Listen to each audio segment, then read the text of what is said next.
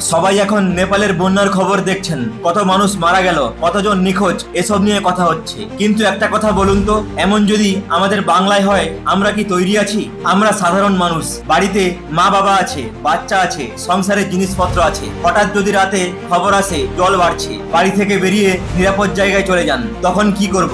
কাকে নিয়ে বের হব? কোথায় যাব? দরকারি কাগজপত্র কোথায় রাখবো? সত্যি কথা বলতে এসব আমরা বিপদ আসার আগে খুব একটা ভাবি না। নেপালে যা হয়েছে সেটা শুধু একটা দেশের খবর নয়, আমাদের জন্য একটা শিক্ষা।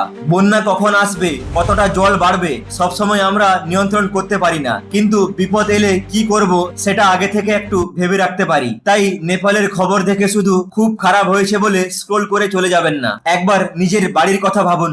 আপনার এলাকায় হঠাৎ বন্যা এলে আপনি সবার আগে কাকে নিয়ে নিরাপদ জায়গায় যাবেন? কমেন্টে আপনার জেলার নাম এবং উত্তরটা লিখে জানান। হয়তো আপনার একটা কথাই অন্য একটা পরিবারকে সচেতন করে দিতে পারে।